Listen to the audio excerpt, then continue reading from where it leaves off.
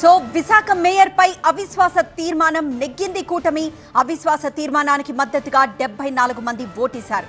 Quorum సరిపోవడంతో సమావేశం నిర్వహించారు collector. Mayor Hari Venkata కుమారిపై అవిశ్వాస తీర్మానం నెగ్గారు. జీవీఎంసీ కౌన్సిల్ సమావేశాన్ని వైసీపీ బహిష్కరించింది. ఇక విశాఖ మేయర్ పీఠాన్ని కైవసం చేసుకుంది కూటమి. రేపు మేయర్ను ఎన్నుకోనున్నారు కూటమి కార్పొరేటర్లు. ఇప్పటికే సీఎం రమేష్, గంటా శ్రీనివాస్ మీడియాతో మాట్లాడుతూ ప్రెసిడింగ్ ఆఫీసర్ కూడా ఈ విషయం కన్ఫర్మ్ చేశారని, సో కార్పొరేషన్ పరిధిలో ఉండే అభివృద్ధి కార్యక్రమాలన్నీ ఆన్ టైమ్లీగా చేస్తామన్నారు. కార్పొరేషన్ ఏదైతే ఉందో అవిశ్వాస తీర్మానం నెగ్గింది. 74 మంది ప్రజెంట్ అయ్యారు. మొత్తం 74 మంది కూడా ఈ అవిశ్వాసానికి అనుకూలంగా చేతులెత్తడం జరిగింది. ప్రిసైడింగ్ ఆఫీసర్ అనౌన్స్ చేయడం జరిగింది.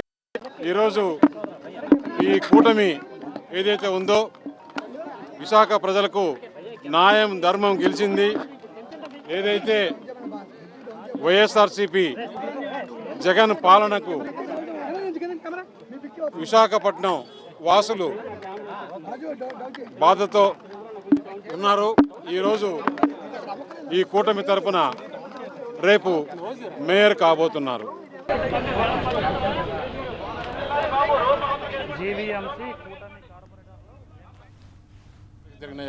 అందరు కూడా ఇప్పుడు ఎంత ఓపెన్గా మీకు అంత విజువల్స్ కూడా వచ్చేస్తాయి.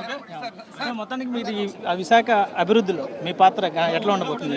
ఈరోజు ఓటింగ్లో కూడా మీరు చాలా కీలకమైన మంత్రి గారి ఆశీస్సులతో ఈ కార్పొరేషన్ నెంబర్ 1గా తీర్చిదిద్దాం.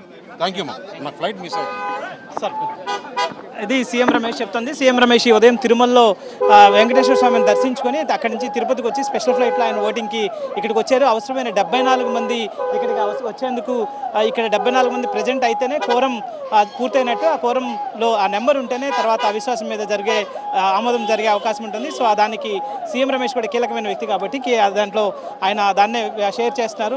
విశాఖ అభివృద్ధిలో తన పాత్ర ఎలా ఉండబోతుందో చెప్పే ప్రయత్నం చేస్తున్నారు. సో మొత్తానికి అవిశ్వాసం మీద కూటమి విజయం సాధించింది. ఎవరు ఒక రకంగా ఇది ఈ చివరి క్షణం వరకు ఉత్కంఠ కొనసాగింది. చివరి క్షణంలో కూడా కొంతమంది కార్పొరేటర్లు బస్సు దిగి వెళ్ళిపోయారని, చివరి క్షణంలో ఏర్పాటు చేసిన సమావేశం నుంచి ఊరుకుంటి నారాయణ అని ఒక కార్పొరేటర్ వెళ్ళిపోయారని చెప్పి అనేక రకాల వార్తలు వచ్చాయి. చివరి ఆమోదం పొందే వరకు కూడా ఆమోదం పొందుతుందా లేదా, 73 మంది మాత్రమే ఉన్నారు, ఒకరు ఇంకా తక్కువ ఉన్నారంటూ రకరకాల వార్తలు స్ప్రెడ్ అయ్యాయి. కానీ అన్నింటికీ పటాపంచలు చేస్తూ అవిశ్వాసం మీద పూర్తి స్థాయిలో ఆధిపత్యం సాధించింది కూటమి. జీవీఎంసీ మీద ఆధిపత్యం సాధించింది. కోరంకు అవసరమైన 74 మంది అక్కడ సమావేశంలో హాజరయ్యారు. ఆ తర్వాత అవిశ్వాసం మీద తీర్మానం జరిగింది. అందులో 49 మంది మాత్రమే ఓటేస్తే చాలు, ఎందుకంటే అక్కడ సింపుల్ మెజారిటీ మాత్రమే సరిపోతుంది అవిశ్వాసానికి. సో దానికి పూర్తి చేసుకుని సీఎం రమేష్ మళ్ళీ బయటకు వెళ్ళిపోతున్న నేపథ్యం కనిపిస్తుంది. సో మొత్తానికైతే దీని మీద గత కొద్ది నెలలుగా ఇతర రాష్ట్రాలు కాదు ఇతర దేశాల్లో కూడా క్యాంపులు నిర్వహించిన నేపథ్యం కాబట్టి ఒక్కసారిగా, ఎందుకంటే ఇక్కడ కొంత ఆధిపత్యం వైసీపీకి ఉంది కాబట్టి దీంట్లో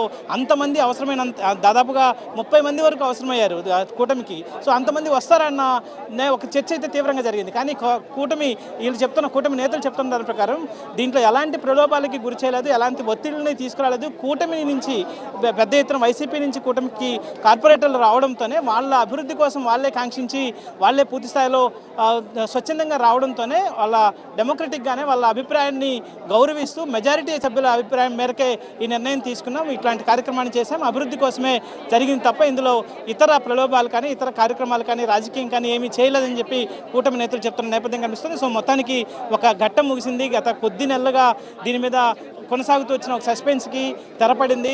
సో మొత్తం ఇక పైన కూటమి పైన ఆధిపత్యం అయిపోయింది కాబట్టి తర్వాత మేయర్కి సంబంధించి మళ్ళీ సపరేట్గా విడిగా నోటిఫికేషన్ ఇస్తారు. మేయర్కి సంబంధించి మేయర్ ఎంపీకి సంబంధించి ప్రత్యేకమైన మళ్ళీ సమావేశం ఇంకోటి ఉంటుంది. దాంట్లో మేయర్ ఎవరన్నది ఎన్నుకుంటారు. ప్రస్తుతానికైతే అవిశ్వాసం మీద కూటమి విజయం సాధించింది కాబట్టి జీవీఎంసీలో ఇప్పటి వరకు ఆధిపత్యం కొనసాగించిన వైఎస్ఆర్సీపీ ఆధిపత్యం ముగిసింది. వైఎస్ఆర్సీపీ మేయర్ని అవిశ్వాసం ద్వారా దించేశారు. సో ఇప్పుడు ప్రస్తుతం మేయర్కి సంబంధించి రేపు ఈరోజు నోటిఫికేషన్ వచ్చి కొత్త మేయర్ని కూటమికి సంబంధించిన నేతను ఎన్నుకోబోతున్నారు. సో మొత్తం ఈ ప్రక్రియ అయితే రాష్ట్రం అందరి దృష్టిని ఆకర్షించింది. విశాఖ పైన ఆధిపత్యం సాధించడానికి రాజకీయంగా జరిగిన ఒక కార్యక్రమంగా అందరూ చూస్తున్న నేపథ్యం కనిపించింది. సో ఇక మేయర్ పైన అవిశ్వాసం ఘట్టం ముగిసింది. కొత్త మేయర్ ఎంపిక మాత్రం తర్వాత తీయబోతున్న నేపథ్యం కనిపిస్తుంది.